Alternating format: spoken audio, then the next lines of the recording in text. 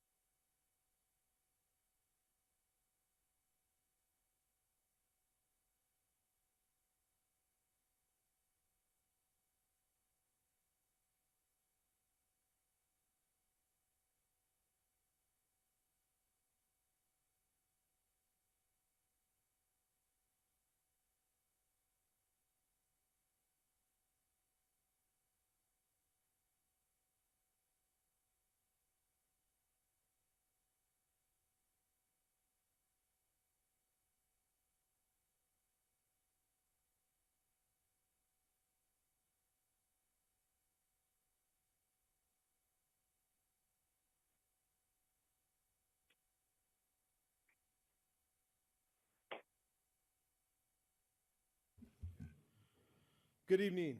This is the regular joint meeting of the Oakley City Council. Oakley City Council acting as a successor agency to the Oakley Redevelopment Agency, Oakley Public Finance Authority. This meeting is called to order at 6:30 p.m. Roll call. Councilmember Henderson. Here. Councilmember Fuller. Here. Councilmember Shaw. Here. Vice Mayor Williams. Here. Sorry. And I'm Mayor Aaron Forgiven. Meadows. We have two members calling in for this meeting. 1.2, Pledge of Allegiance. Councilmember Fuller will lead us in pledge. I pledge allegiance to the flag of the United States of America and to the republic for which it stands, one nation, under God, indivisible, with liberty and justice for all. Thank you. Sorry, I don't have a cup of candy for you.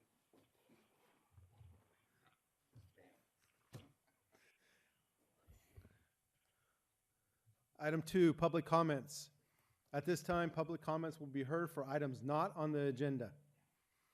I do not have any public speaker cards submitted at this time. To submit a public comment, please complete a blue speaker card located in the lobby and submit to the city clerk.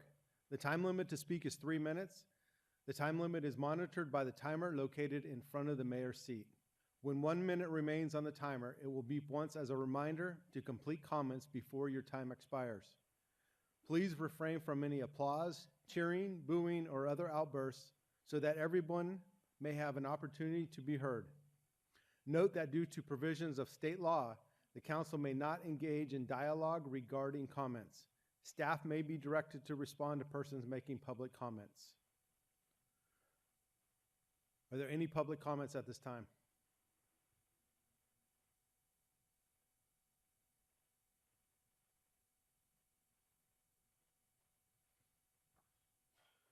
Seeing none. Item 3, consent calendar. Are there any comments on the consent calendar? I'd like to take off 3.4. Okay. Any other items? Is there a motion for the remainder? So move. Second. All in, we need a roll call vote.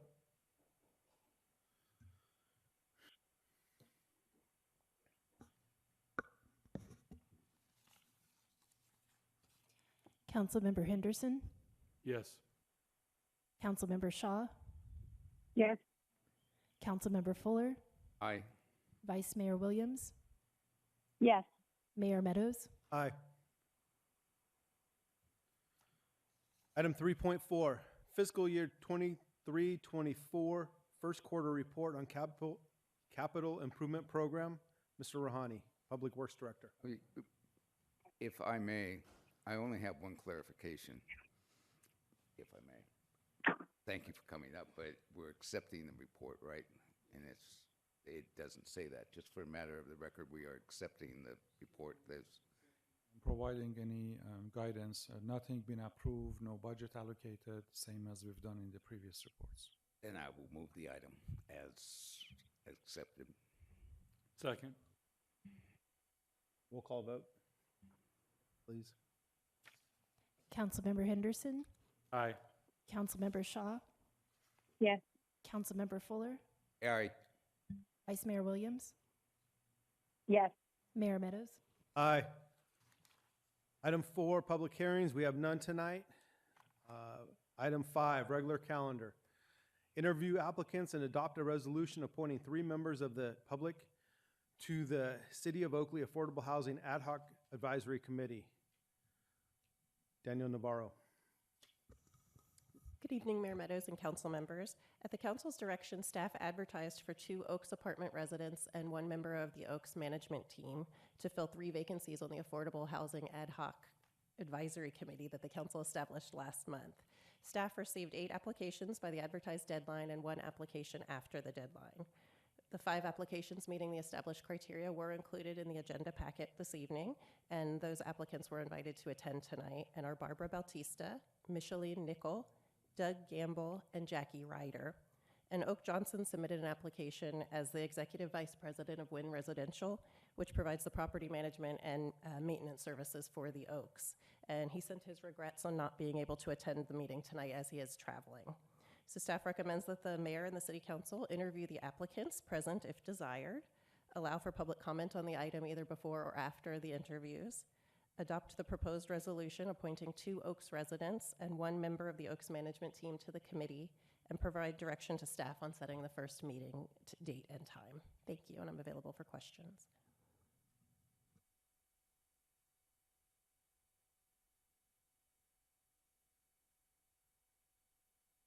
All right, at this time, I will go through a list of 4 questions I have. I will call the 4 applicants up to the lectern.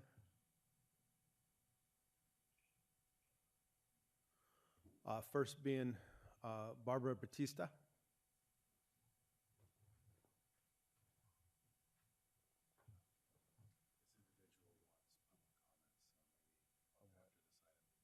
Good evening.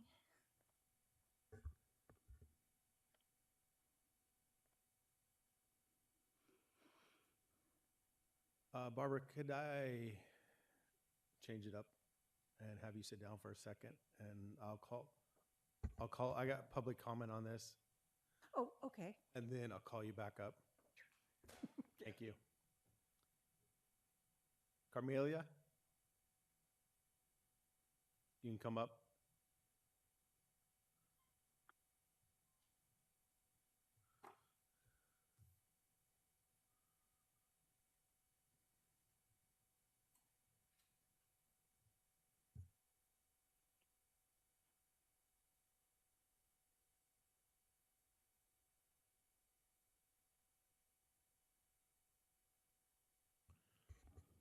Pull the microphone down, please.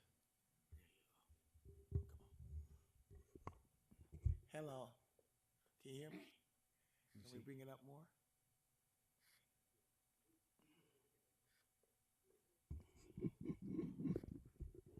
Hold on, they're gonna Oh, okay. they're gonna bring you a.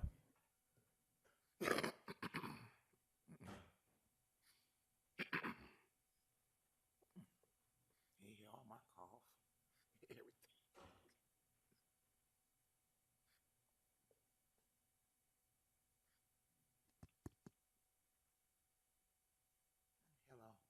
Hello. My name is Can I speak?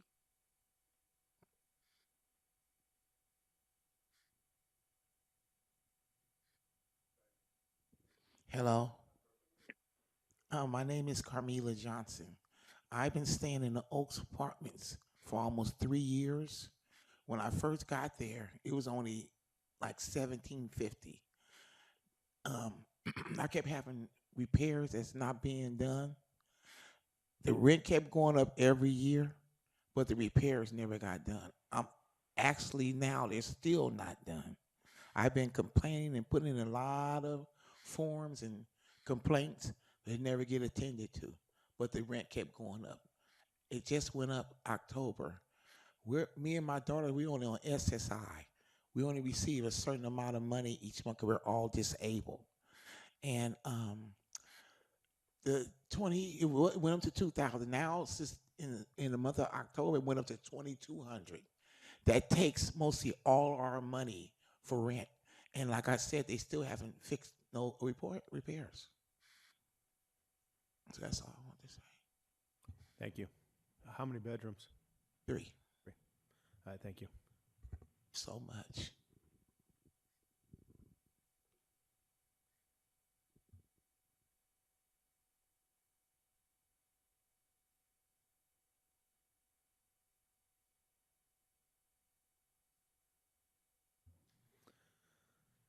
Now, Barbara. You got practice. So I'll be asking a series of 4 questions. Okay. First question is, how long have you been a resident at the Oaks Apartments? A little over 10 years. Okay. What issues, concerns have you had as a resident at the Oaks? I'm sorry, what? What issues or concerns have you had as a resident of the Oaks? Well, I think the main issue, I agree with the increase. It's hard to, the 2 increases we got from Social Security the last 2 years took the increase we got from the government totally. So I can understand that we're not even with what's out there now. So that's been a main issue. I have talked with management many times and had the chance to, a number of years ago, go back and talk with Lori and Aaron at the time from CBH. Yeah, not this one. Huh? Not this Aaron. Well, they were going to raise it quite a bit, like quite a bit. And in talking with them, we actually got it down to 10% versus the 20-something. So I believe in going and talking about it and trying to find alternatives, so forth. They do have to make money. However, we're not seeing things. It's declined since I've been there. And that's an issue for me because you want to have your family come. So having it, the lawns were looking pretty shoddy there and the cleaning in the buildings, that type of thing. Those are the main issues. My apartment itself, I haven't had a problem. A lot of things I just fix myself because I can do it. But that's the main issue. And then working with management has never been a real problem. We've been able to meet on a regular basis and go back and forth, and I think that helps a lot. But when we meet, we talk about the community as a whole, where the speed bumps, the gates, and that type of thing. So, yeah, the issues are the decline of the property. Okay, thank you. Question 3. What experience or expertise do you feel you would bring to the advisory committee? That I would add to the ad hoc committee? What experience or expertise would you bring to this advisory committee? Okay. I've worked in my work life. I was always in the position of having to problem solve issues where I worked. I've been meeting with management for quite a while now, so I'm familiar with which way they're going and what we can get down. We have a 8-page list of things that we've gone over that need fixing, between cutting the trees to whatever. And I think the knowledge that I have of the complex itself is a benefit bring to the committee, not just certain issues or anything, but as the whole complex, because that's what we've been looking at. So, Okay. Last question. Is there anything you'd like to share with us to help us understand why you would be a good fit for the committee? interesting. Well, I like to find solutions to things. I think where management is missing some things, I also think that it's a two-way street, and then some of the tenants are also need to be part of the solution, and they're not. You know, if you're walking and you're dropping stuff, pick it up, but they don't. If you're walking your dog, pick it up, and they don't. So they have to be part of that solution. And I think the value I has, again, is seeing the whole picture, not just a small portion or part of it. I think it's important to see the whole picture of what's going on and try and work with management on it. There's not too many places, apartment complex, that you can be as involved as we are. And I find that rare, and I've been to many different places. So that's an advantage. And again, the knowledge I think I can bring is important. Thank you. Welcome.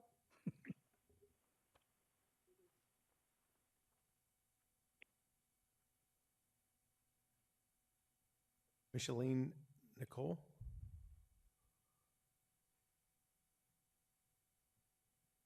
Did I say it right?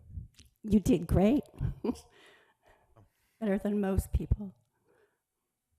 Okay. How long have you lived at the Oaks Apartments? 5.5 years. Okay. And question 2, what issues, concerns have you had as a resident of the Oaks? That's a very difficult question to answer because there's so many. I could keep you here until midnight with a list. Communication with management and maintenance is very, very difficult. I communicate solely through email, so I always have proof of what I'm dealing with, who I'm talking to, a record of what's been discussed. So I have detailed information about every single issue that I've had to address myself. The main issues in my unit haven't been huge, but the issues within the complex as a total have been really bad. And they're not, and we're lied to. We're lied to. We are treated like we don't deserve better from the management company because we are poor, which most of us are, unfortunately. But we're not stupid. And I don't like being treated with disrespect. We are disrespected, we're lied to, we're treated like we don't matter. I've seen the complex deteriorate greatly over the last 4 years. I've tried to address the issues with management, both the ones in my building and throughout the complex, to no avail, absolutely none whatsoever. Everything is wrong as far as what the state of California lays out for the landlord's responsibilities. They aren't being done. And then, unfortunately, I understand that, the tenants get blamed. Well, yeah, there are going to be in 500 apartments, there are going to be people that aren't as conscientious as others. That's management's issue. It's not an issue that needs to be addressed to the tenants that do what they're supposed to do, that pay their rent on time, that take care of their apartments, that make sure things are right. I'm sorry. I'm done. It's okay. I mean, you answer it however you want. Question 3, what experience or expertise do you feel you would bring to the advisory committee? I have excellent communication and organizational skills. I'm a problem solver. I'm the kind of person that likes to find out what's wrong and let's fix it. Let's find a solution. I'm solution oriented. I have over 54 years of experience in the corporate world. I have management experience. So I think given the scope of what I've been used to dealing with in the corporate world, along with living there for 5.5 years, gives me a real good handle on what's going on. Okay, thank you. The last question, is there anything you would like to share with us to help us understand why you would be a good fit for the committee? Yes,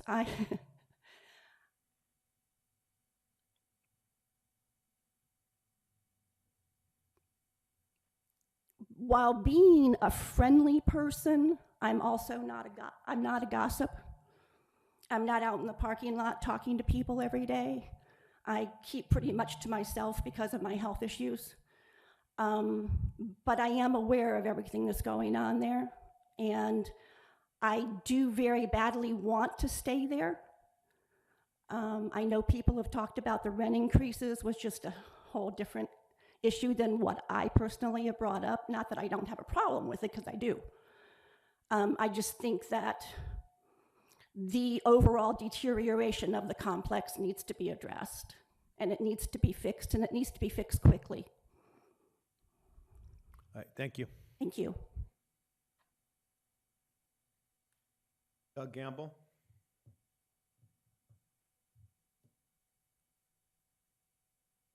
Good evening. Good evening. So how long have you resided at the Oaks? I've been at the Oaks for almost a year and a half now.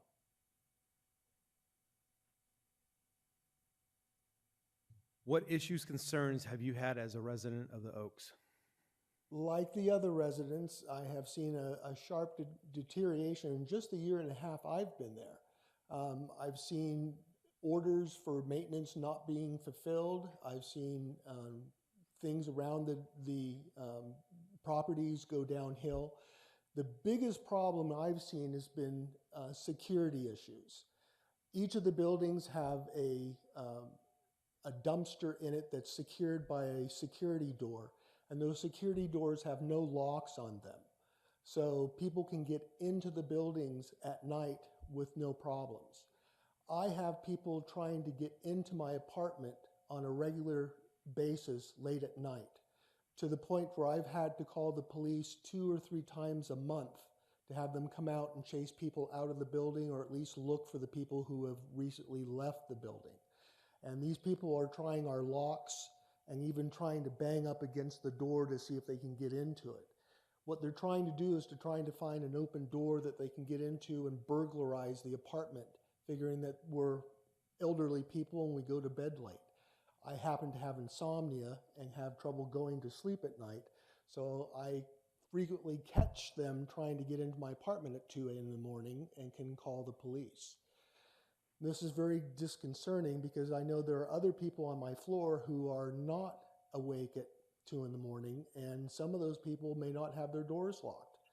Those are the people who wake up and find belongings missing in the morning. It's hard to management's aware of this, and their answer to it is that it's not in the budget to get the doors fixed.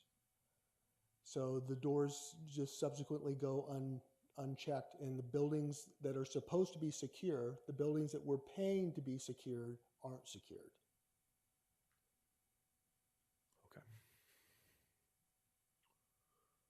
What experience or expertise do you feel you would bring to the advisory committee? I've worked most of my life in corporate America and in academia. I have a great deal of experience working in management, managing small teams, managing people, working with people, trying to manage different sizes of teams, different personalities, working to achieve a goal. These types of good communication skills and making certain that people understand the goals and achieving those goals. Okay, and last question. Is there anything you would like to share with us to help us understand why you would be a good fit for the committee? I have a little bit of experience in doing, I think, exactly what this committee is trying to do. We had a community group that actually met once a month with the senior property manager, and we would come in with 3 problems each month and possible solutions for those problems. And we would sit down with the senior property manager with an hour-long meeting, and we would propose our problems and our solutions to the problems, and then we would listen to her description of why those problems or solutions may or may not work. And then we would hash out a better solution or a better working solution for those problems. And in most cases, at the end of those meetings, we would have a working solution for all 3 of those problems. Seldom would they be the solutions that we came into the meetings with, but we would leave with a better understanding for how the Oaks worked, the problems of Wynn Residential, and the issues that came about from dealing with a city, a county, and a state, and all the agencies that you had to deal with in managing a large apartment complex. Thank you. Thank you. Last is Jackie Ryder.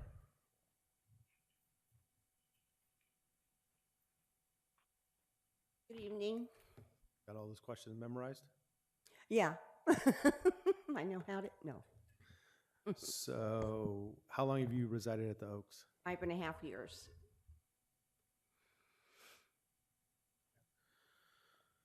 What issues, concerns have you had as a resident of the Oaks? The issues that I'm concerned about is, number one, safety, especially for the senior buildings. Not that the family buildings don't need it as well, but our garbage rooms do not lock. So anybody and their brother come in and camp if they would like to. So we find people. I lived in building 59 for 5 years, and I recently moved to 67. And we have homeless that come in, and they're in our refrigerator in the community room looking for food. And it's just very scary. You don't feel safe.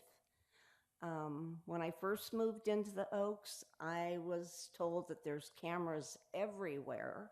So if there's an issue, we can look at the cameras. Well, we've had issues. We had 4 TVs stolen out of 59 while I lived there. And they see the people on camera, but they wouldn't replace the TV. There was not a working TV in there for 5 years. I said, well, you have insurance. Well, it's too costly to use the insurance. Oh, well, whatever. The other issues I have are the rent increase. As others have said, it takes our whole increase in our Social Security every time, every year. And we're not seeing anything done with that increase. The grounds are atrocious. There's garbage everywhere. There is people who don't pick up after their animals. Liquor bottles. I found crack pipes and took them into the office at one time. And the buildings are not maintained. They are so filthy on the outside. I don't think they've ever met with a power washer. And we have all kinds of insects coming into our apartments. The roach problem in 59 is horrible. And people have them dropping off their ceilings on their faces while they're sleeping. And you cannot do an individual unit. You have to tent the building in order to get rid of all of them. And maintenance is a laugh. I had my air conditioner go out over Memorial Day weekend last year, or the year before. And they came in and said, well, we have to get you a new computer board for it. And we'll order that on Tuesday. And I said, well, I lived on the 4th floor facing west with no balcony. So it was like walking on the sun in my apartment. mentioned it to another maintenance man, and he says, I'll take care of it for you.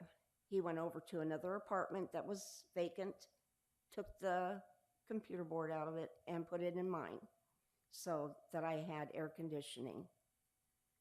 So if I hadn't asked him, I would have been dying in my apartment over that weekend. I have waited, 6 months now since I've been in the new apartment for handles for my refrigerator. I mean, that's trivial compared to other things.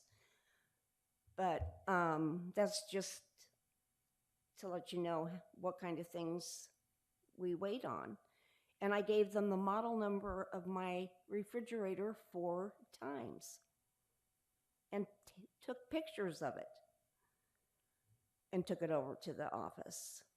I just feel like we're treated like we're senile, and that we'll get to you when we can. It's not our fault if you're understaffed. Why should we suffer? The security gates that they advertise on their brochure when you come in don't work. One side closes, the going out one, but the inside does not. So we have people that are going around, people who are waiting for the opening gate, and sooner or later there's going to be a head-on.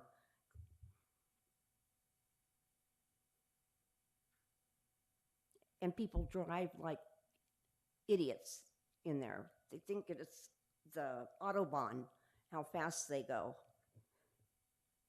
Stop signs are there for decoration. That's it that I can think of. Question number 3. What experience or expertise do you feel you would bring to the advisory committee?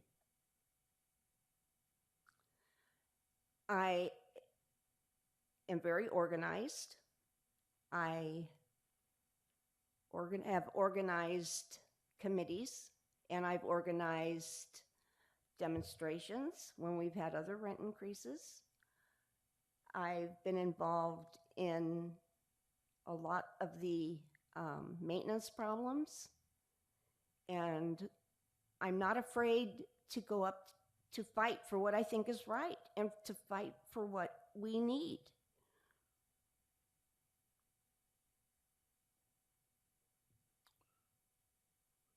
Is there anything you would like to share with us to help us understand why you'd be a good fit for the committee?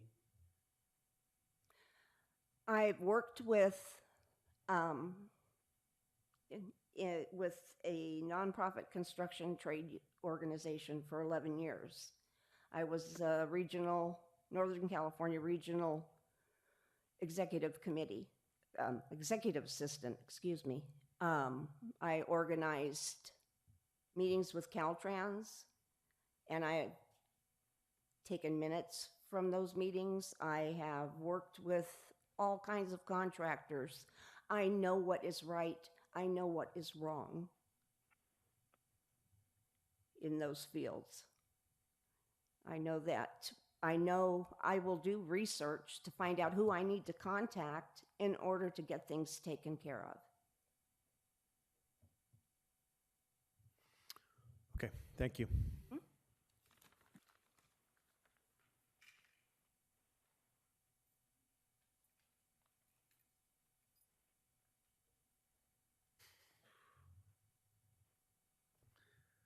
So does council have any questions or comments?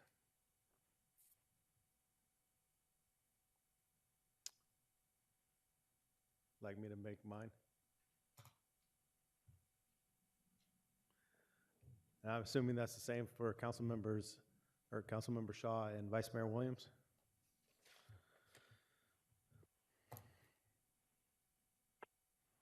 It is laid back there.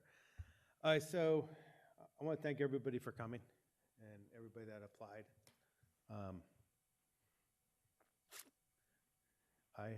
I've been on the property a couple times, and I'm aware of some of what's going on.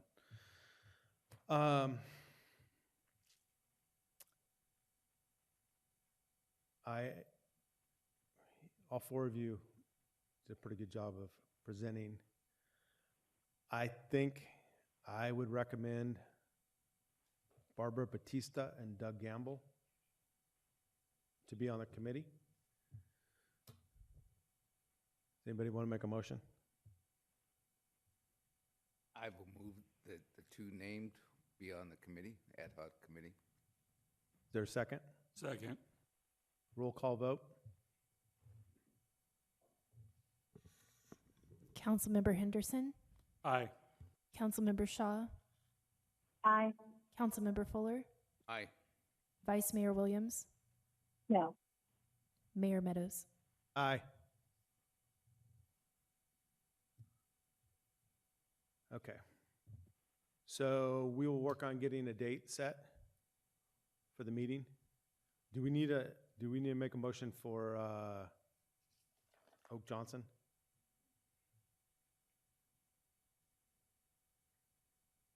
Just For for management. the sake of the legislative record, it would be nice if you could include him in the resolution. Could we get a motion to appoint Oak Johnson as the management representative? I so move. Second. Councilmember Henderson, Aye. Councilmember Shaw, Aye. Councilmember Fuller, Aye. Vice Mayor Williams, Yes. Mayor Meadows. Aye.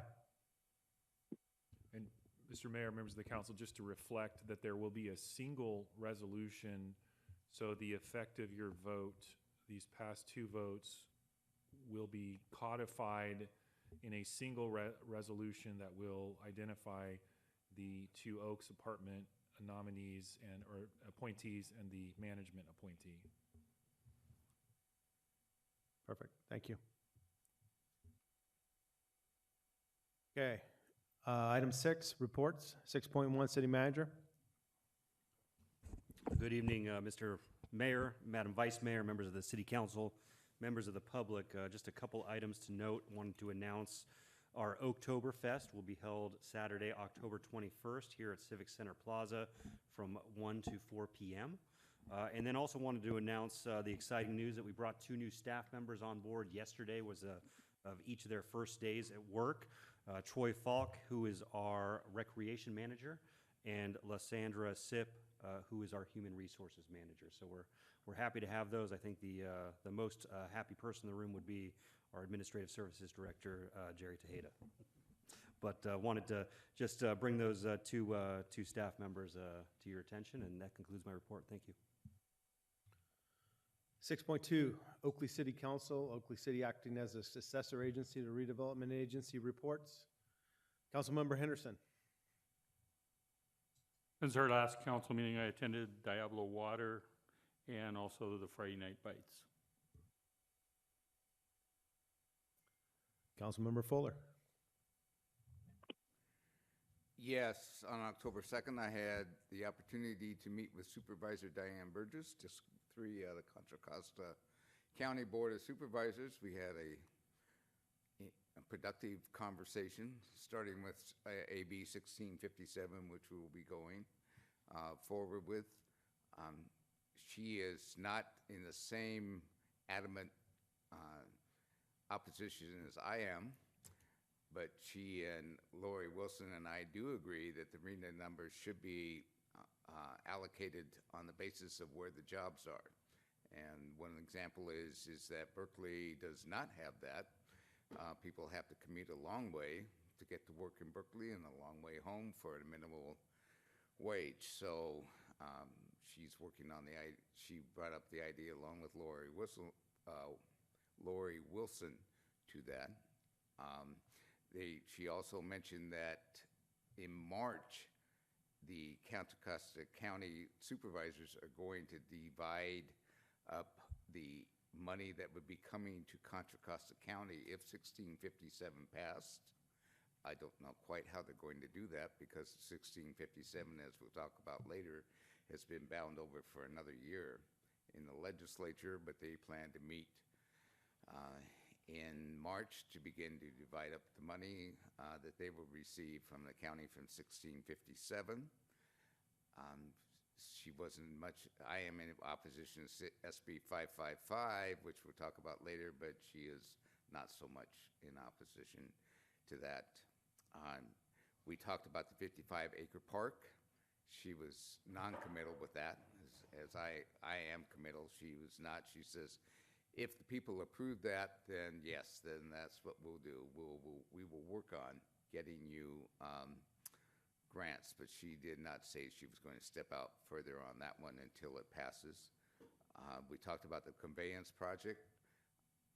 She says that is not a dead issue. They're reallocating the money. They're looking at what's going on, but the EIR report comes out in a couple of months, and a lot will take place with the EIR point, with the conveyance project, the single tunnel that will be going through.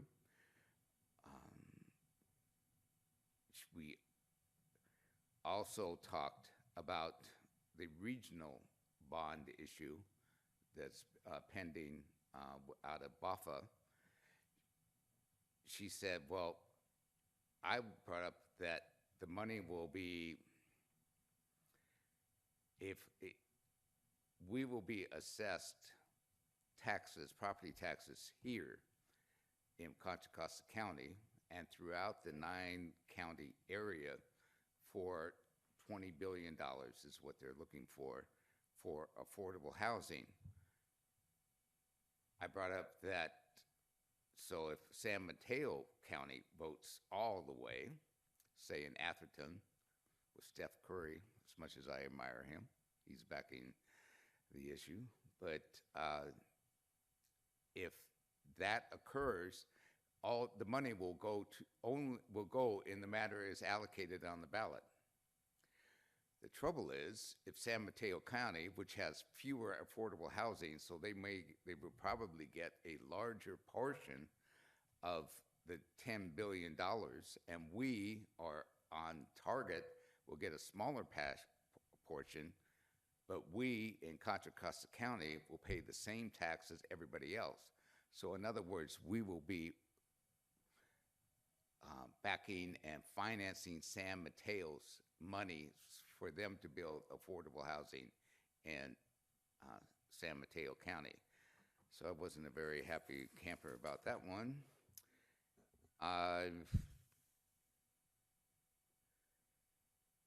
And the bottom line, and I know one person may not be happy, but we discussed the Jersey Island project that the Iron Horse Sanitation District is proposing, and we are both in agreement that perhaps that might not be the best way for Jersey Island to go. So I'll conclude with that one. Councilmember Shaw, do you have anything? Nothing for tonight. Vice Mayor Williams? I'm going to do just from our last Tri-Delta Transit meeting. I'll save everything that's happening at this conference for the next one. But my last Tri-Delta Transit meeting was on 9/27. We talked about the 2023 Federal Lobby Day. The main topics that were discussed with all the different senators and everybody they met with were fully funding the IIJA, which is the Infrastructure and Jobs Act, to continue supporting deployment of zero-emission transit vehicles, and a huge topic was transit operations funding in California. Tri-Delta Transit is now working with LMC to create a mechanic pipeline because as you get into this transit world, job shortages are very heavily prevalent in this industry. There has been a pilot program for means-based fare, which is ending, but it's now being extended through the next year. Eligible riders get one ticket booked per month. Tri-Delta will promote, market, and administer the program, and there is a reimbursement agreement with CCTA. One of the administrators of the project said he really wanted to highlight the very successful outcomes. It improved services to low-income, mobility-challenged population, and he did also want to highlight that in the last 30 years, the county has conducted 3 studies with no changes implemented, and this program is the first to break that legacy and will be used as a model for how other agencies can push forward greater mobility. Brentwood Oktoberfest, there's now going to be a shuttle from Brentwood Park and Ride to City Park to minimize the traffic impact. I did say that next year I would like us to utilize our Oakley Park and Ride as a shuttle stop as well, because a lot of our residents do go to that. I think the last data I got said something like 47% of the attendees are from Oakley. And Tri-Delta Transit also acquired 4 acres on Apollo Court, which is it's very close to the Wilbur building, and that is to expand operations and to keep moving forward with hydrogen. That's all. Thank you. Last Thursday evening, I attended the mayor's conference. And that's all I have to report. 6.2B, request for future agenda items. Do we have any? Councilmember Shaw or Vice Mayor Williams? None at this time. Okay. No, thank you. Okay, thank you. Item 7, work sessions. 7.1, work session to discuss AB 1657, WIX, SB 555, WAHAB, the Association of Bay Area Governments, and the Bay Area Housing Finance Authority. Mr. McMurray. Thank you, Mayor. This item is a follow-up to the item that was first introduced at the July 11th meeting. The July 11th meeting at the request of Dr. Fuller, and we held a work session then specifically targeting AB 1657, and that is the Affordable Housing Bond Act. And at the time, there was direction given to staff to send a letter that basically stated that the city would like to preserve local control, but at that time we did not take a formal position on the piece of legislation. And since that time, AB 1657 has been suspended for this legislative session, and although it can be reintroduced in the 2024 session, we don't know if it will or will not, but the presumption is that it will. So since that time, there has been further direction given by the council to bring back this work session tonight that deals with 1657, but it also deals with SB 555 and also touches on the Association of Bay Area Governments as well as the Bay Area Housing Financing Authority. And I have presented a staff report that has many items in it. It has the work session staff report from July 11th. It also has the letter that we sent in regards to AB 1657. We also asked our grant writing contractor, Townsend and Associates, to prepare an analysis on the two pieces of legislation, both 1657 and 555, which have been attached. The bill text to both 1657 and 555 are attached as well. And then also frequently asked questions relating to the Bay Area Housing Financing Authority. So just to touch a little bit on each, and then I wanted to give the floor to the City Council and Dr. Fuller to facilitate this conversation. And really what we're looking for is direction from the council on how you'd like us to proceed.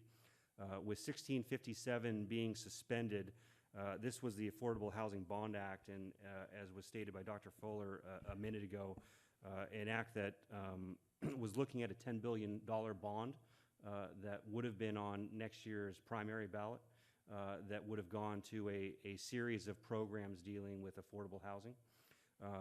As I said, that bill is suspended right now, so if there is direction to either support or oppose, it would be helpful as the legislative session starts up early next year.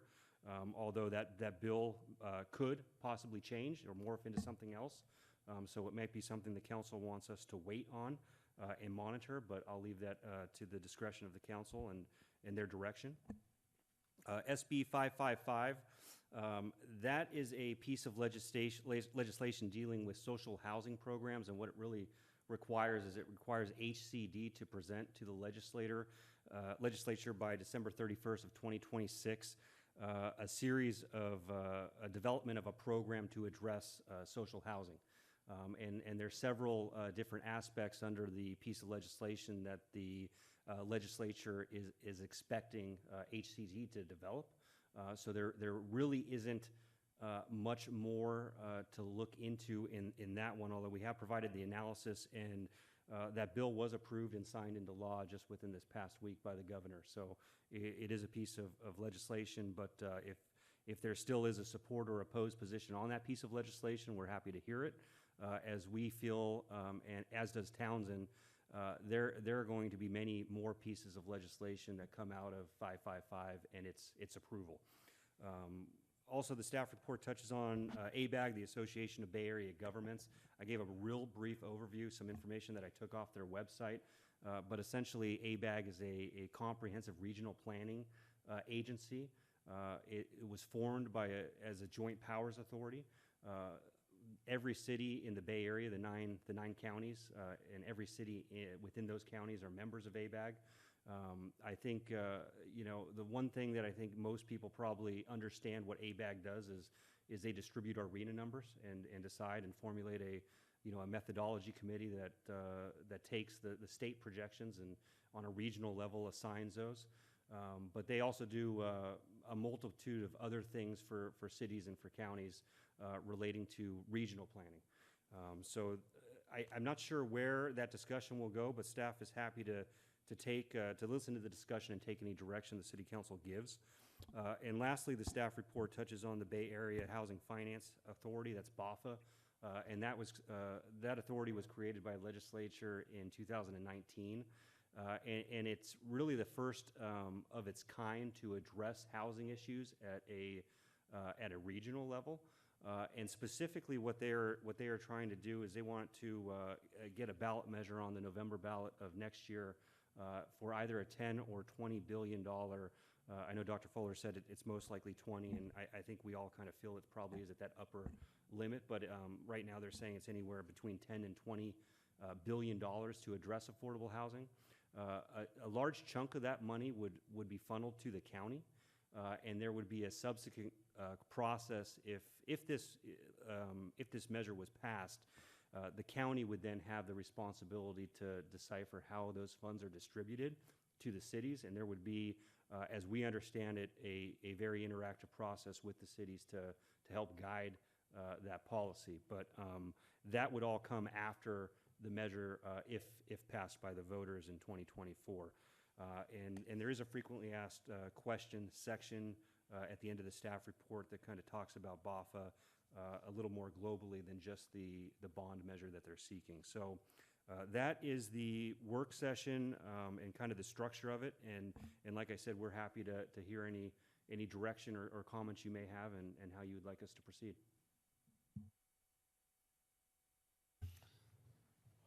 Okay, thank you. Do I lead off? Ready? Oh.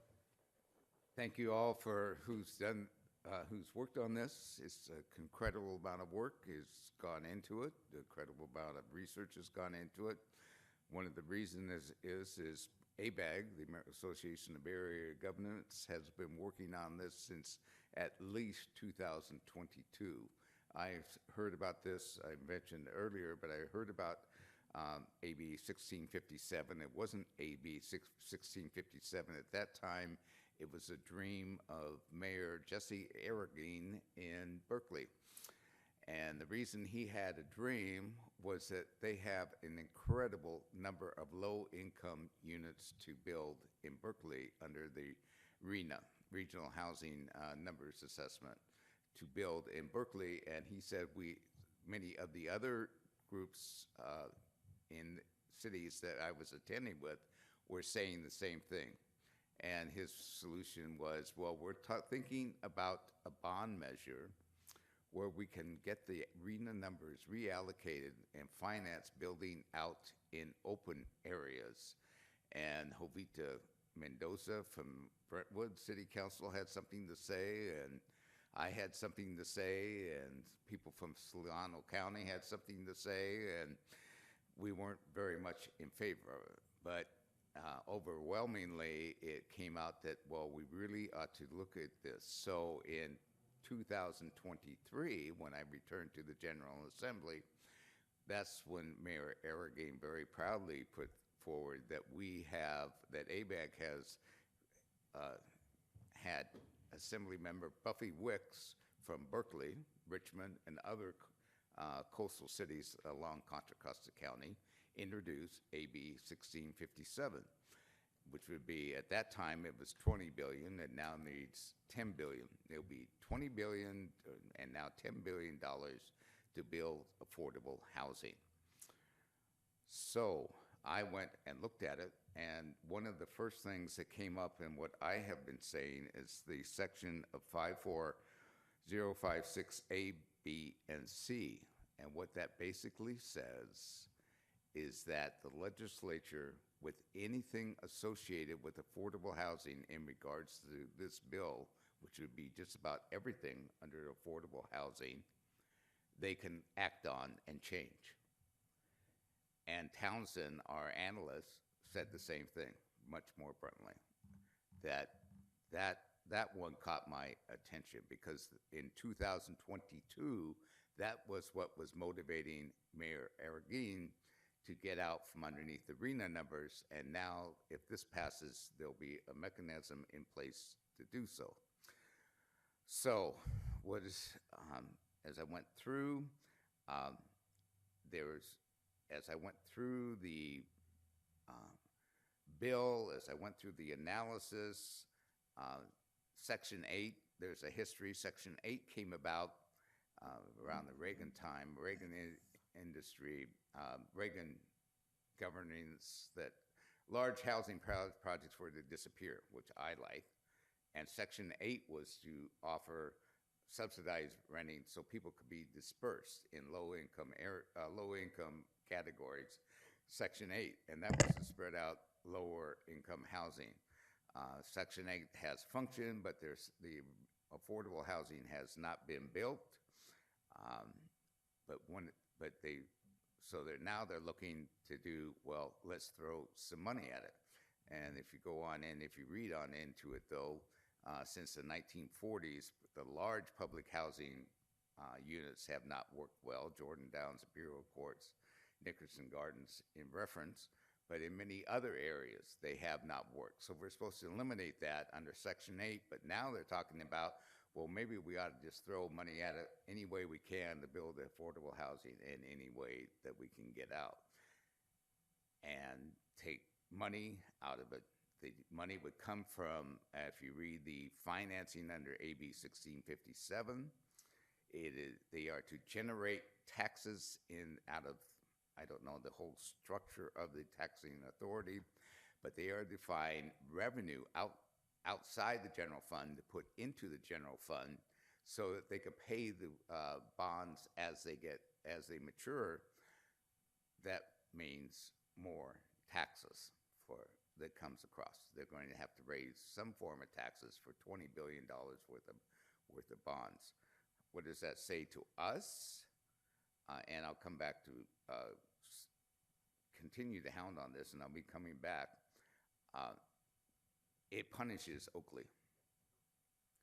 Oakley has done what it has supposed to do.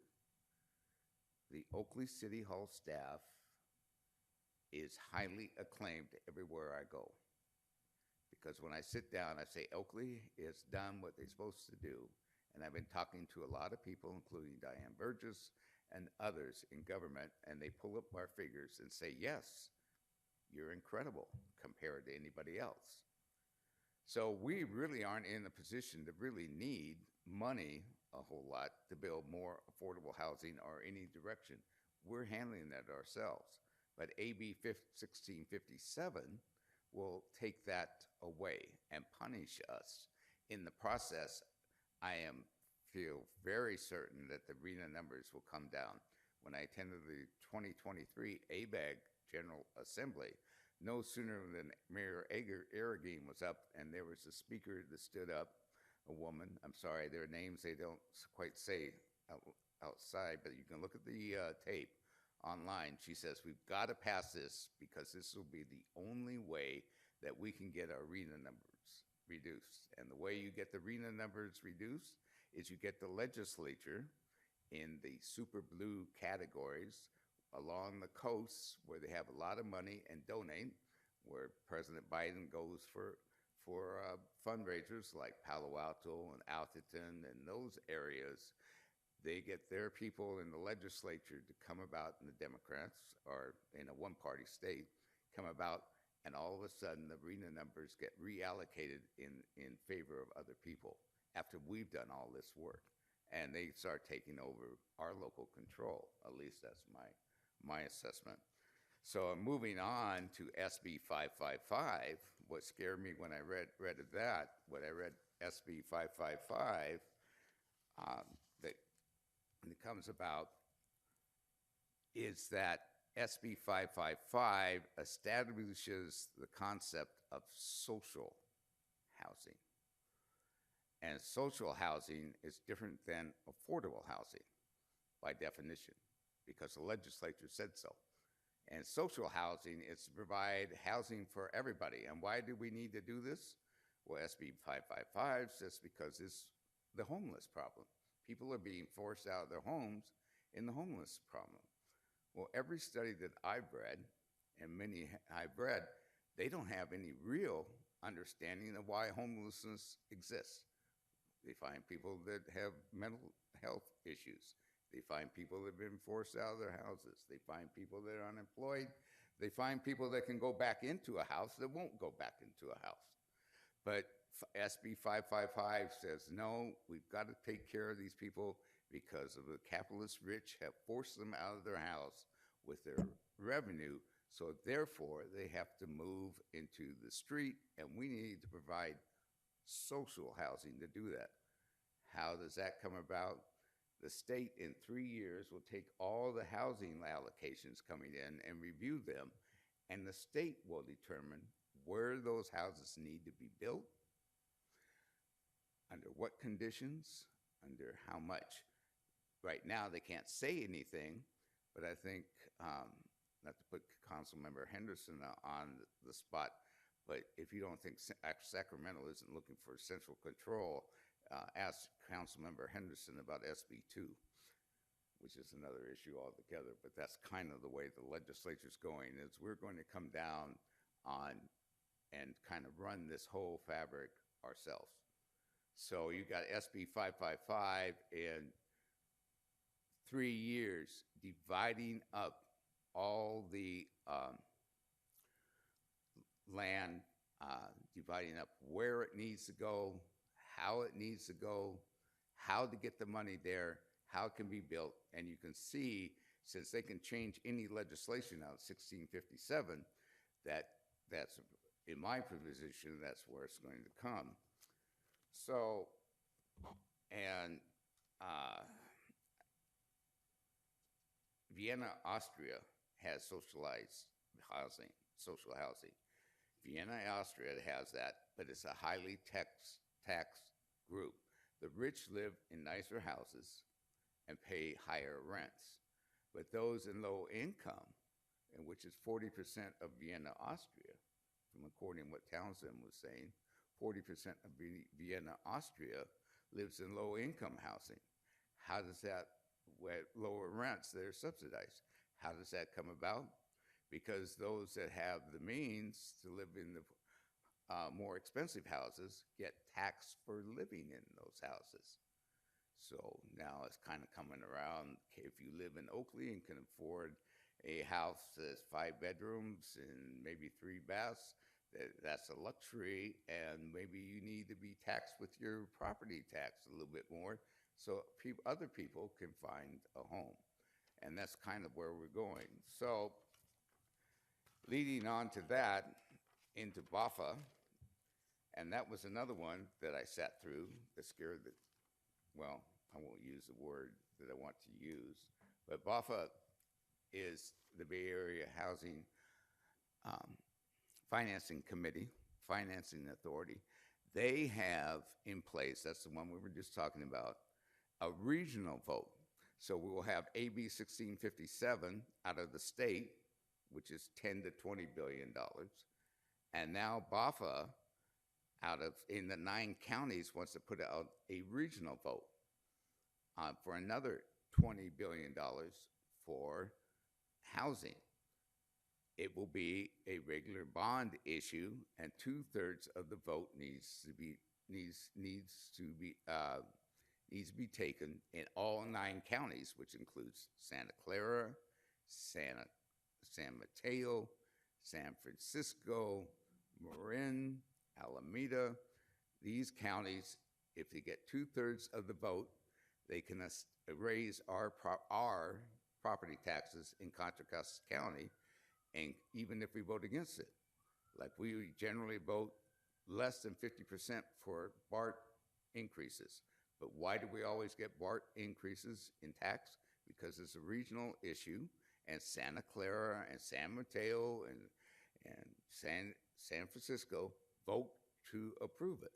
So we end up carrying that burden that goes to facilitate them, and they're paying just the same amount as we are. However, property taxes are highly regressive. And what I mean by that, the higher your income, yes, your property tax may rise, but not at the same rate. So it's much more a burden on the more middle class or lower income on property taxes than higher ones. So you can see where that might go. When I talked to Diane Burgess about it, she said, well, don't worry about it because all the counties will be equal, or not equal, but they'll put down how much money goes to each county. The problem is each county, each member, each resident in each county will be assessed the same amount of money. So if San Mateo is to get more money because they don't have as much affordable housing, we will carry the burden on an equitable basis with San Mateo. And I oppose that as well. So, in conclusion, it's a large negative impact on Oakley. And by that, Oakley has become an inclusive community. We have met what we are supposed to meet, and we are going beyond it. Lori Wilson, Diane Burgess, people are amazed. It's coming to light. Denova is coming in with builders' remedies on their own after working with our Oakley City Hall family, and they're coming in to put in 20% of affordable housing that's needed for very low income. In other words, for the next 50 years, if the people move out, they can't make a profit off of it, so to speak. It goes to another very low income to that person. And it's within the marketable rate out there in Summer Lakes. So we have an inclusive community of very low income with nice parks in a marketable rate.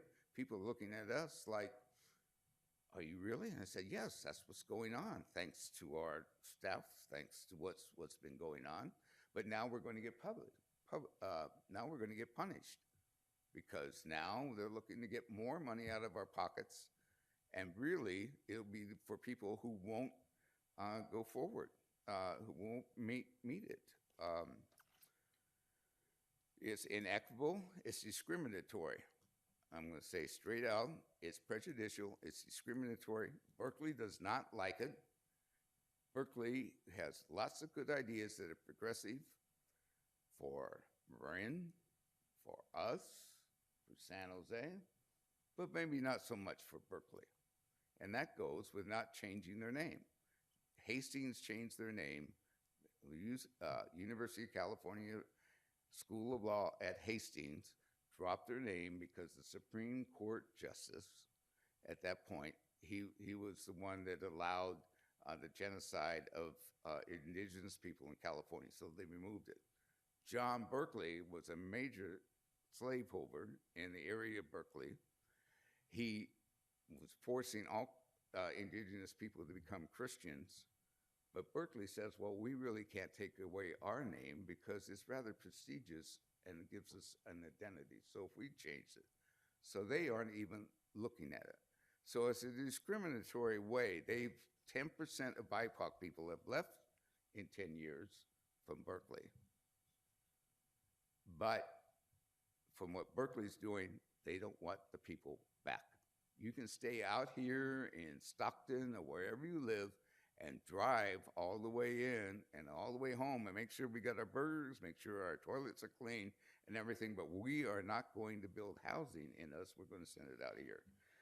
So, and I like the way, so we just haven't held them accountable.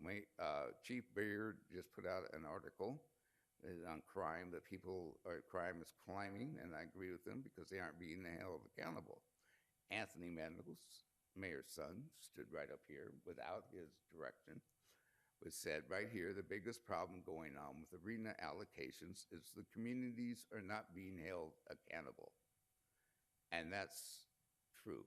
So I think they ought to be held accountable. We ought to oppose this. We ought to do away with it. And in the process, find a way to get out of the ABAG and develop our own regional area, period. Thank you for your patience. Wow. For a minute, I thought you forgot my name.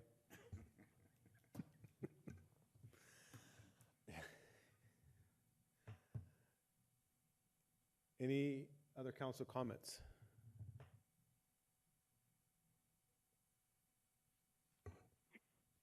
Councilmember Shaw or Vice Mayor Williams?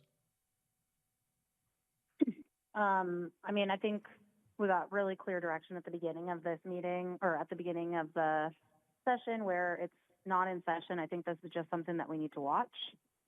I don't think there's any point in going out with a strong letter of opposition, putting our staff through more work when there's, one, no guarantee that this is going to happen.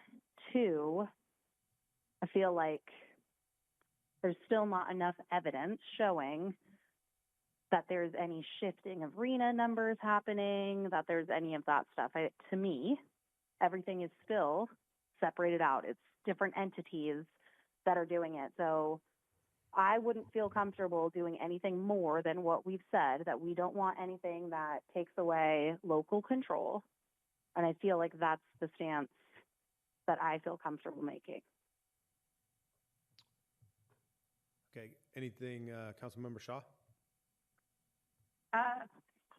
So what direction are we looking at for staff tonight? They're just wanting us to, I mean, are we looking for a letter of opposition, or was this just an update? I know we talked about having a work session so we can have some third party look into and give us an analysis. So I guess I want to find out exactly what it is that staff's looking for from us. We were asked to bring forward this work session, which we have, and we've detailed the 4 areas that we were asked to address, and we're looking for direction. If direction is provided, if the direction is to do nothing, that's also direction. So I think at this point we're just looking for direction on what we do with these topics. All right. Oh, I do appreciate all the work that went into this and kind of breaking them all down. I've been looking into all of these a lot as well, and I do understand, we don't want, California Housing Authority, and that's not the way it's going to benefit Oakley the most. But I also don't know what we need to do today while these things are kind of being pushed back a little bit. So I'm willing to hear what the rest of the council has to say, but I think right now it's kind of a stalemate.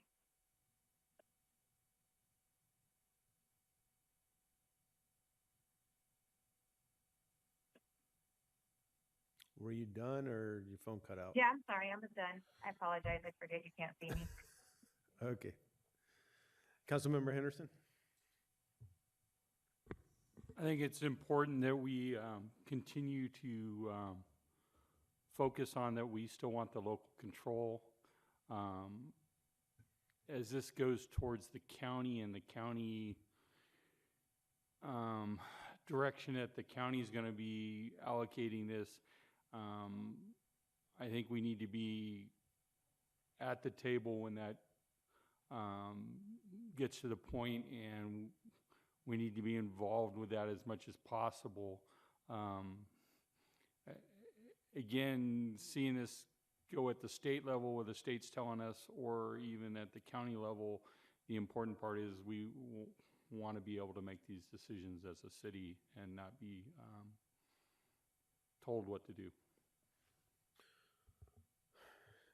So I agree with a lot of the comments that Councilmember Fuller made.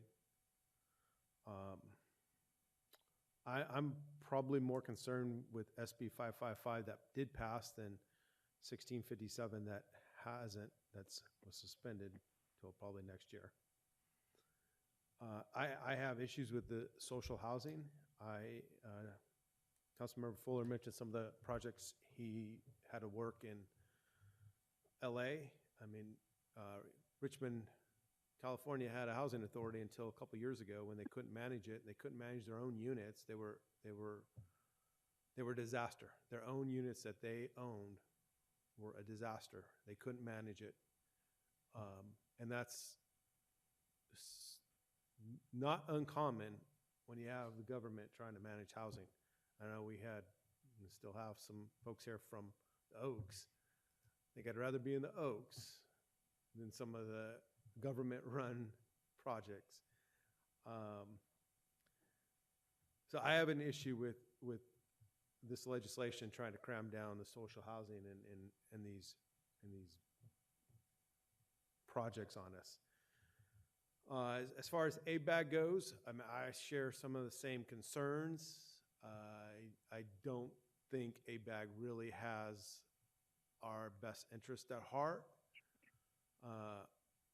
I don't want to leave them. I think we need to be at the table, but I have concerns about ABAG, and I've had concerns about ABAG and MTC for many years before I even sat here. So I think we need to stay involved, but I do have concerns with them.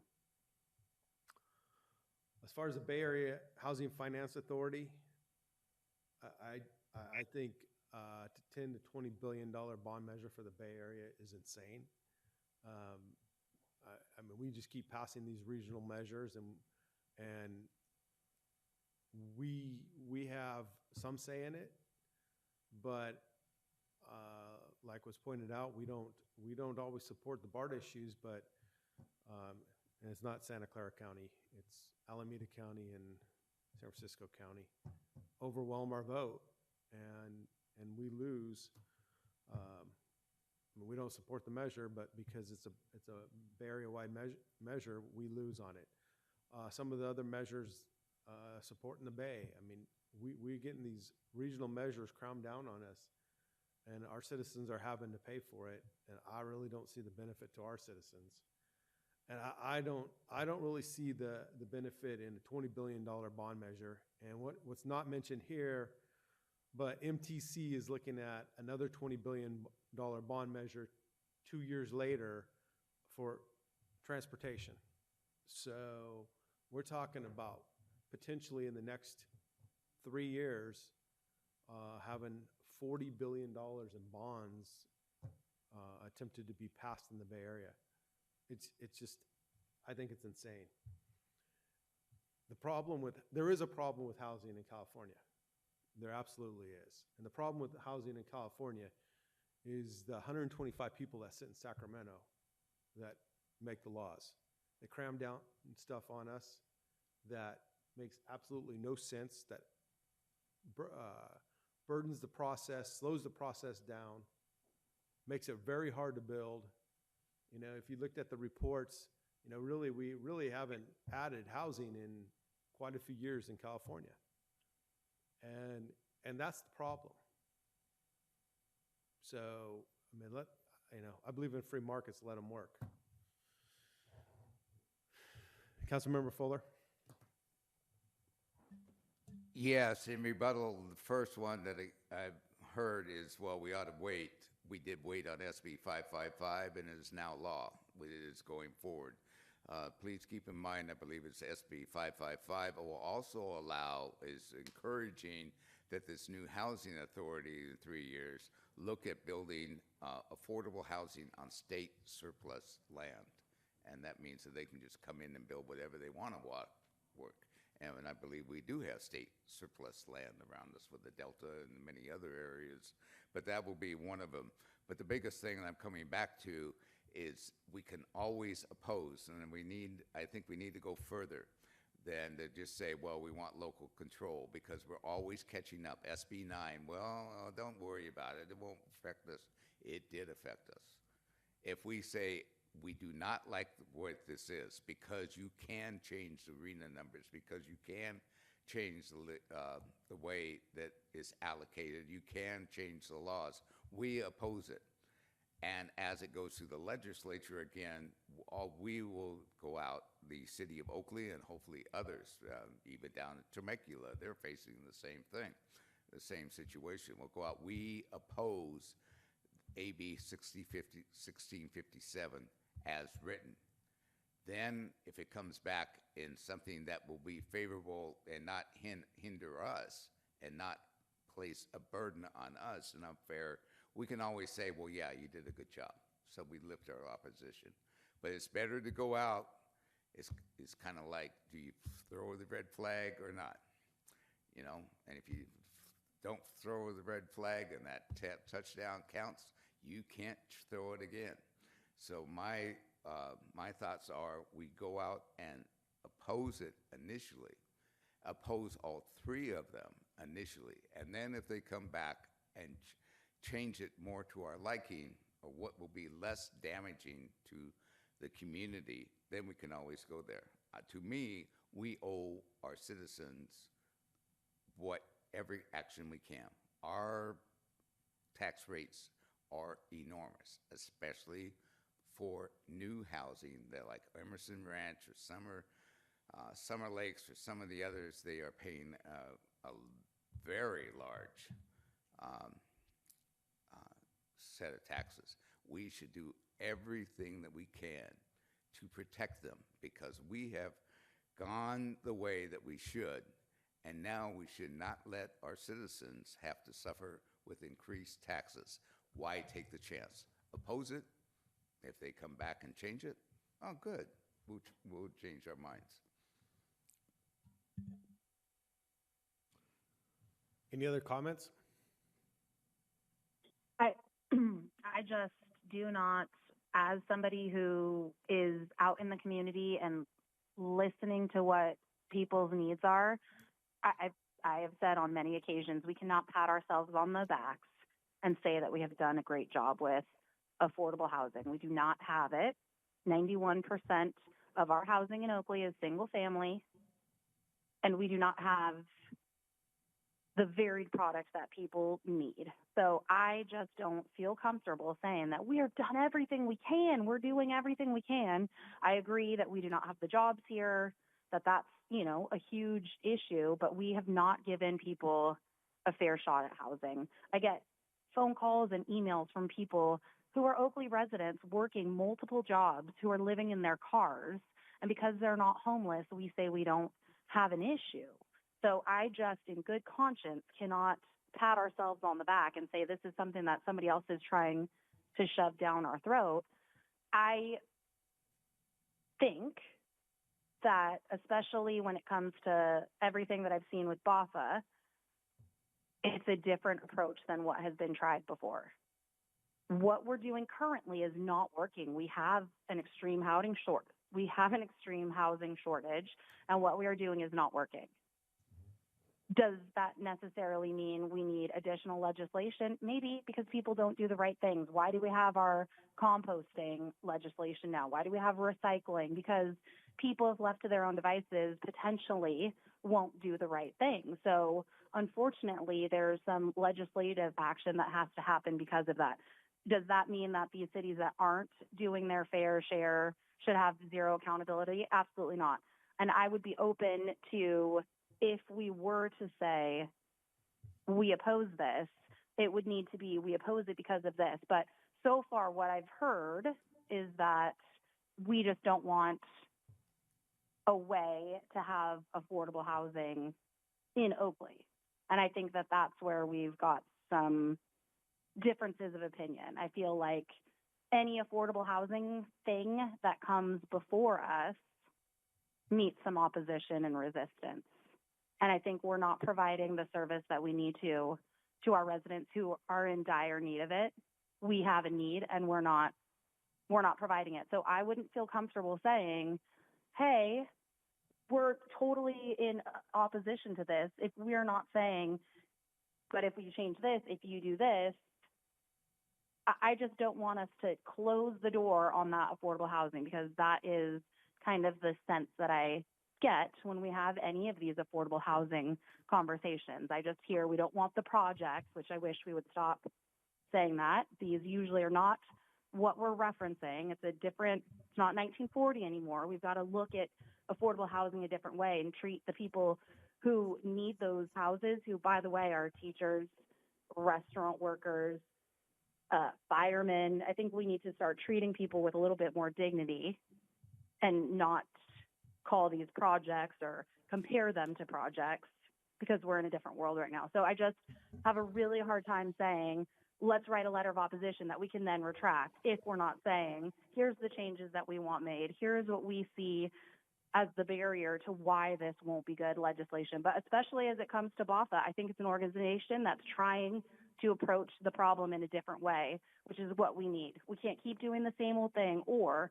we can't just throw our hands up and say nothing can be done. So that's a little bit what it feels like, is that we're just saying nothing can be done. We don't want that shoved down our throats here. And so I would be good if we could come up with a plan that said, we're opposing it, but here are the changes that will make us not oppose it. That's a concession that I feel like I can make, but it has to have the affordability piece in it. We can't just say we're doing our fair share. Okay, so I disagree on how we've performed here in Oakley. I think we have done a pretty good job of meeting our numbers. Have we met 100% of the numbers that were handed out to us by ABAG in the last cycle? No, but we met the numbers better than just about any city in Contra Costa County. And to me, that's a problem that we've had for many, many years. It's fine that we meet the numbers. Our issues in Oakley aren't housing. And if you want to talk about affordable housing, really based on you look at the Bay Area, we are affordable housing. Our problem in Oakley is we don't have jobs. And the problem in the west of us in San Francisco and Oakland and all those, and Berkeley and all those areas, is they have the jobs, they don't provide the housing. Now they don't want to provide the housing, they want to push it out. And I really do believe they're trying to push it. I mean, I've quoted numbers that I saw earlier at a previous meeting where San Francisco had an astronomical number to meet, and they had issued less than 200 building permits year to date. So that's where the problem is. It's not out here. Our problem is we need jobs. If we start tying all this housing money to housing and jobs, then maybe that's the way to go. They take the housing that they need because they haven't provided it for all their hundreds of thousands of jobs they add, and we take it and we use it to incentivize employment in East Contra Costa County. Now, if that's what we're talking about, then great. But I don't think that's what they're talking about. So, and the problem is, too, like I stated earlier, yeah, there's a problem with housing. We haven't built. And we haven't built because of issues from the state of California, CEQA. You know, how many years has Lafayette been fighting the apartments across the street from Alkalani's high school? Because they don't want them. They don't want them in their city. Push them out to East Contra Costa County. Well, what's wrong with them being there across from Alkalani's high school? BART's right there. That's where they should be. But no, you push them out here. So I do have an issue with this. I am too here to represent our citizens. Why should we get burdened with more money for others, like we've been doing? And why should we potentially get burdened with housing when we don't need housing? We need jobs. So that's where my issues are. Councilmember Fuller? Yes, I'm offended. I want to rise to the point of order. I have never heard anyone on the dais or anyone in my 4 years or before I came here ever say from any council member, we do not want affordable housing. And I'm offended that Councilmember Williams portrayed this as that. I have continually said we need affordable housing in a humane manner, not socialized, but in a humane manner to put them in the conclusive area. The staff, the City Hall family has come up, and I think it's a point of order, a misstatement to say that the dais, people on the dais, do not want affordable housing. We want affordable housing but we will not be abused by an oppressive capitalist group out in the west side where they have money and come back and measure like this and bring it out here and force it down on us. The people that live there and need the affordable housing should have the right and not be forcing it out here. And it's oppressive for us, it's oppressive for them. They are sitting there, and it's very disconcerting that Mayor Arreguín has consistently said since 2022, Berkeley and others who firmly agree say we have to get out from underneath our arena numbers. It's going to destroy us. No, Mayor Arreguín, what you need to do is start looking around for housing that can be built up in the Berkeley Hills and start building some, because you do have land up there. You need to get off of it and quit thinking that UC Berkeley is going to provide you a dorm and that's going to be it. No, you need to get out there on San Pablo Boulevard and start looking for a housing that can be reconverted into multiple units and affordable, so your workers can remain there. I'm very offended to say we are not for affordable housing. We have done, and I will stand up with anyone. I've sat here with Lori Wilson, who was amazed that we've put 20% of affordable housing, deeded affordable housing, in with marketable rate housing. We have arranged that. We have arranged for other affordable housing. We have another plan that may be in the works for affordable housing. We have to look at all that. But we are not saying we're against affordable housing. We are saying we're for social equity, social inclusion, and to get away from this idea that we don't want affordable housing. That they're discriminating against on the west side in Berkeley and other communities, Oakland. They don't want to build those affordable housings up in the Oakland Hills with their $1 million units. And that's very clear. But I don't think we should be oppressed. So I say we oppose it. And if they can come back and show us that there are all these sections where they can change laws and build social housing, then maybe we can get behind them. Any other comments? So would you be willing to have a letter of opposition, kind of throwing it out there, saying, we oppose this unless you can somehow link the allocation for housing to match jobs, would be one question. I don't really know if that fits the case. I don't want to have other cities' RENA numbers shoved down Oakley's throat. I think that the allocation, I worry about countywide allocation opposed to city, because Oakley has made steps to have our housing, but I think there's a need for it. But I don't want other cities' numbers shoved down our throats. So I absolutely understand that. I'm trying to figure out how to have an opposition, but here's how we would be comfortable with a solution. And I'm done. Thank you.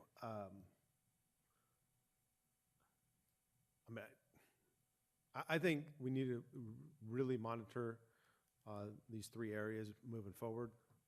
What happens with 555, and then if 1657 comes back in some kind of way in 24, and then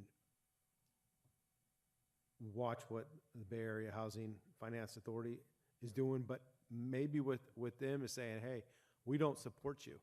And I'm not going to say who it is, but there's other local electeds out here that I've talked to, not in our city, but in other cities, that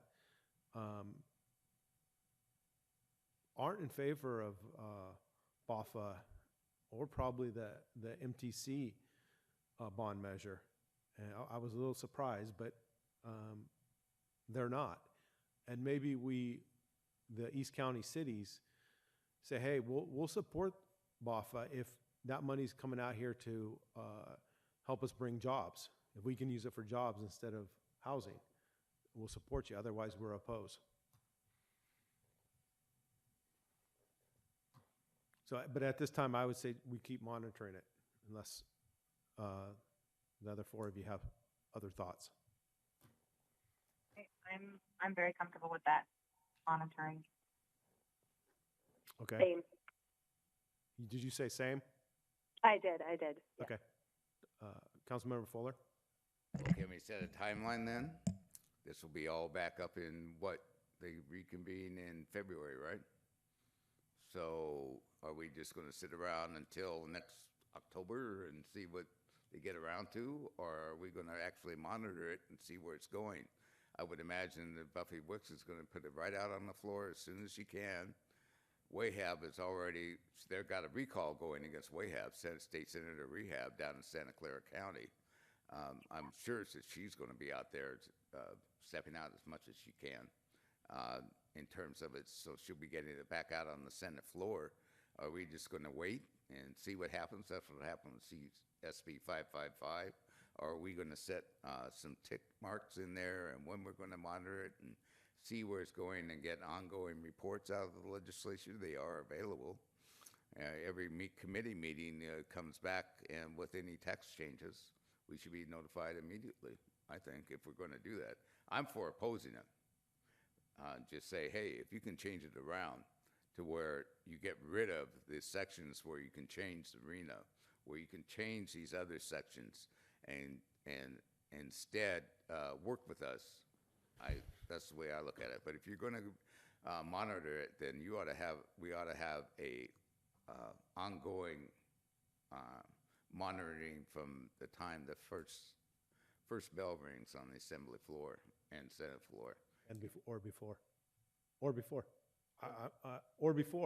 I mean, they're talking about what they're doing now, not, by the time they're writing the bills and the bills are being introduced in February, they're done. They're talking about it now. Does Townsend monitor these bills, or is that something they can do? That is something they can do. That's something we can do, and we can monitor as closely as Dr. Fuller would like us to. It's not just Councilmember Fuller. I mean, it's all of us, or some of us. Councilmember Henderson? I mean, based on that, I think we need at least quarterly updates, if not, and then if there's changes sooner than that, through your weekly report, and then bringing it back as an agenda item for a further workshop if there's big changes. Councilmember Fuller? Not on a side note to Councilman Henderson, but just a quick note. Again, I mentioned it during my report, but from what Diane Burgess said to me, they're dividing up the $20 billion regardless come March at the county dais. So you said you want to be in the table. This is October. You may want to reach out to Supervisor Burgess and see what she has in mind as far as dividing it up, because whether it's coming back or not, my thoughts are the way she conveyed it to me on October 2nd, they're going to be dividing up the money at the county dais in March. Yeah, so they can get it on the ballot in November. Yep. Any other comments? Councilmember Shaw or Vice Mayor Williams? No. Nothing. Okay. No, I'm good. Okay, thank you. All right, I believe we're done with that topic. Item 8, closed session. 8.1, conference with labor negotiators, agency designated representatives, Mayor Aaron Meadows and Vice Mayor Anissa Williams, City Attorney Derek Cole, unrepresented employee, City Manager Joshua McMurray. After closed session, we have no further items on the agenda, so our next regular City Council meeting will be held Tuesday, October 24th at 6:30 p.m. here. Thank you.